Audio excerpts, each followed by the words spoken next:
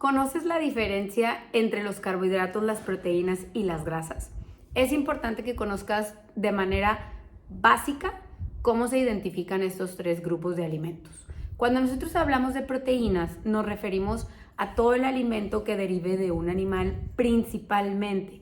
Por ejemplo, lo que es pollo, pescado, atún, medallón de atún, salmón, huevo, jamón, queso. Eso es lo más considerado como proteína. Ahorita haré un breve paréntesis. Cuando hablamos de grasas nos referimos a aceites o semillas.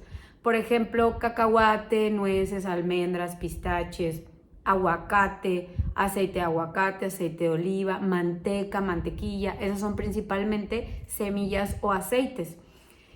Y cuando hablamos de carbohidratos, estos se dividen, es como una familia muy grande porque se dividen en 4 grupos. Uno es el de los cereales.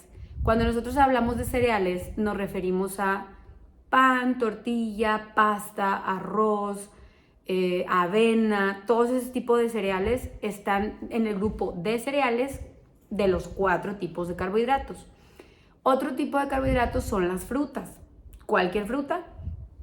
Las verduras son el tercer grupo de estos 4 y finalmente los lácteos.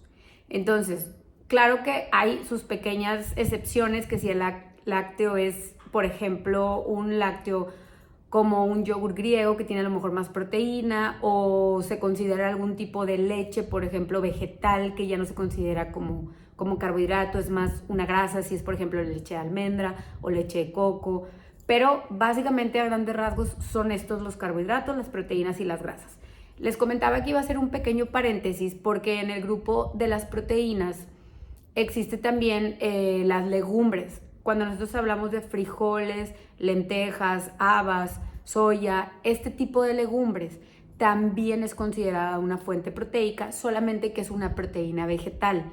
Y no es como proteína pura, sino es una proteína que en el equivalente nos cuenta como cereal y como proteína. Es decir, cuando nosotros hablamos de una porción de lentejas o de garbanzos o de frijoles, es como si comiéramos una tortilla con huevo o una tortilla con pollo o arroz con pescado. O sea, es una mezcla de ambas.